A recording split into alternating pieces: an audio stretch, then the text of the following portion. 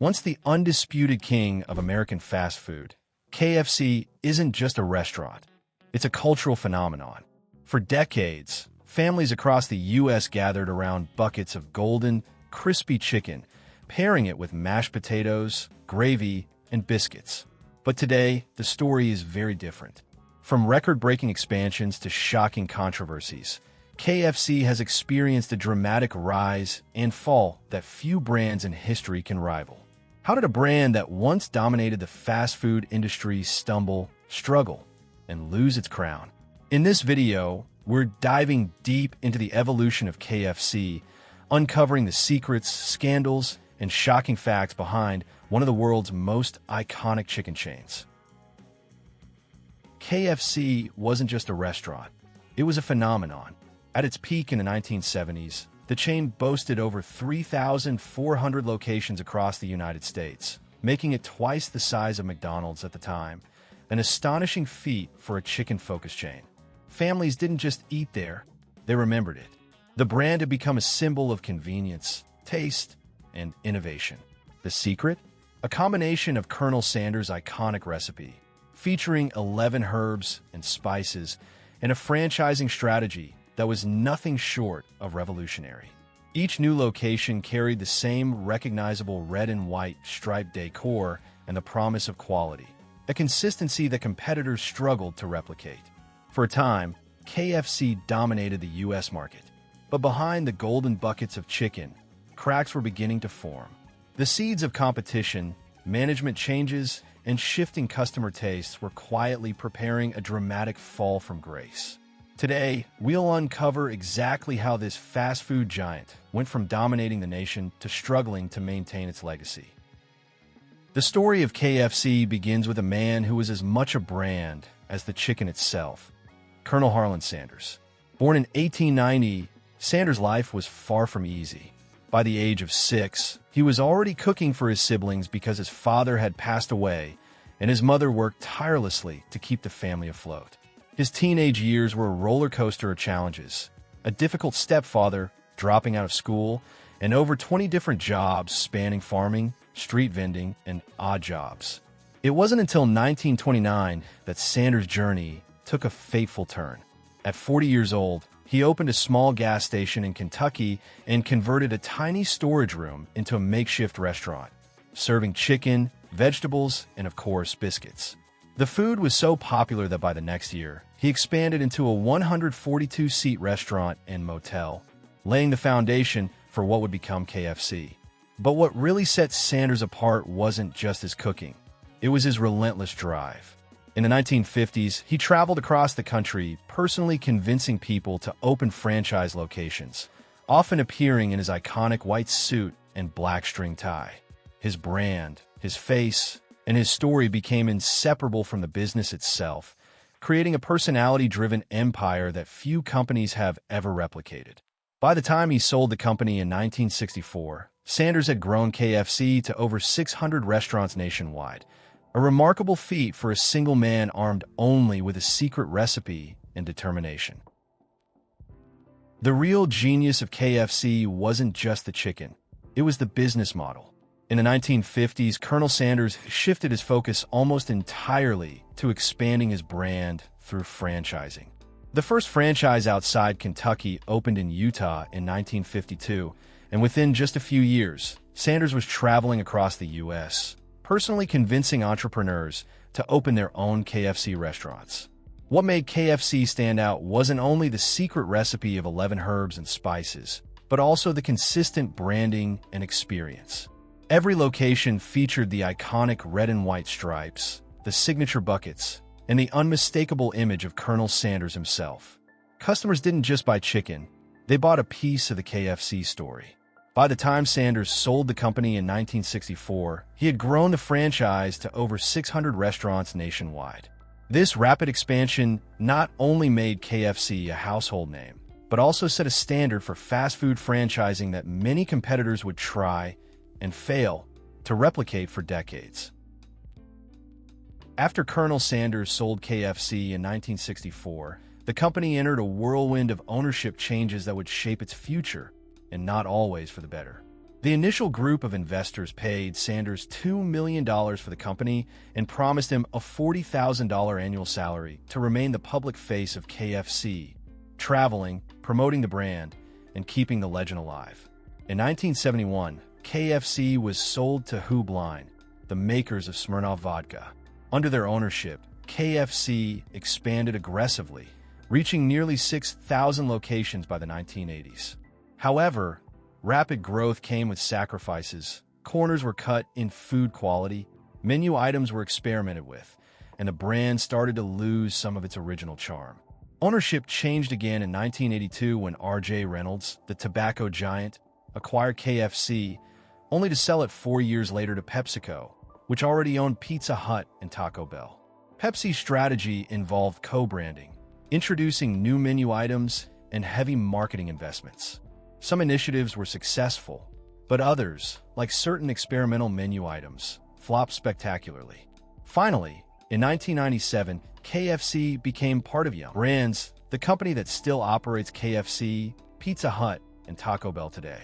Each change in ownership brought growth opportunities, but also controversies, missteps, and challenges that slowly chipped away at the magic Colonel Sanders had created. The brand that once dominated American fast food was now navigating a far more complex and competitive market. One of the biggest reasons KFC started losing its dominance was rising competition. Back in the 1970s, KFC was the undisputed king of chicken, with 3,400 U.S. locations, double the size of McDonald's. But as the fast food landscape evolved, new competitors began to emerge, challenging KFC's supremacy. Chains like Boston Market in the 1990s became instant sensations with their rotisserie chicken, forcing KFC to imitate them. Then came Chick-fil-A, which in 2013 claimed the title of the highest-selling chicken restaurant in the United States, a spot KFC had held for over 50 years, and they did it with less than half the number of locations. KFC's expansion strategy, while impressive, also made it vulnerable. Rapid growth meant saturation in certain markets, while competitors could focus on quality, branding, and customer service. Chick-fil-A's exceptional service, combined with a focused menu, gradually eroded KFC's once unshakable dominance. Competition wasn't just about new chains, it was also about adapting to changing customer expectations. While KFC relied on its legacy, competitors were innovating, capturing market share, and slowly taking away the crown from America's once-favorite chicken chain. Another major factor in KFC's decline was the menu and declining food quality. Colonel Sanders himself was often vocal about the changes made after he sold the company. He famously criticized the gravy, calling it wallpaper paste because of cheap shortcuts in ingredients. The much-hyped extra crispy chicken? Sanders called it a fried dough ball stuck on some chicken. The company also experimented with diversifying the menu, sometimes moving far away from its core fried chicken. In the late 1960s, KFC even launched a spin-off called Kentucky Roast Beef, which eventually failed, and added items like spare ribs and roast beef, confusing loyal customers and diluting the brand. Rapid expansion also meant corners were cut. Recipes were altered to make food cheaper and faster to prepare, but these changes often came at the expense of taste and consistency. Customers noticed, and over time, KFC's once celebrated flavor became inconsistent across locations. Even today, menu experimentation continues to be a double-edged sword. While new items like the Double Down Sandwich or grilled chicken campaigns grab headlines, some failed spectacularly, leaving the brand struggling to balance innovation with quality, a challenge that has haunted KFC for decades. Marketing was another major challenge for KFC after Colonel Sanders passed away in 1980. For decades, Sanders himself had been the brand. His face, his suit, and his personality were synonymous with KFC. When he died, the chain lost its most iconic spokesperson, and no campaign since has ever had the same impact. The attempts to replace Sanders were, at times, controversial or downright strange. In the 1990s, they turned him into a cartoon character. More recently, celebrities like Norm Macdonald, Jim Gaffigan, and Reba McEntire dressed as Sanders in ad campaigns. Some fans loved it, others found it disrespectful or confusing. KFC also made headlines with marketing stunts gone wrong. In 2009, the launch of their grilled chicken involved a promotion where 60 million people were encouraged to join Grilled Nation, even sending a Sanders impersonator to the UN. While attention-grabbing, the stunt caused confusion and had little lasting impact. Another infamous failure involved Oprah Winfrey, who promoted a free grilled chicken coupon. The result? Overcrowded restaurants, angry customers, and massive logistical failure. A perfect example of marketing backfiring. These missteps show that while KFC could still generate buzz, its marketing often lacked focus, and without a strong, consistent spokesperson, the brand struggled to maintain the connection it once had with the public. Another big factor in KFC's struggles has been its health image. Fried chicken, by nature, isn't considered healthy, and as Americans became more health-conscious, KFC's menu began to look outdated. The word fried in the name alone didn't help. In 1991, the company tried to soften its image by officially changing the name to KFC, removing fried from the branding. Later campaigns promoted the idea of kitchen-fresh chicken, and attempts at grilled chicken sought to appeal to health-conscious customers. But these efforts often failed to catch on. KFC also faced public backlash for trans fats.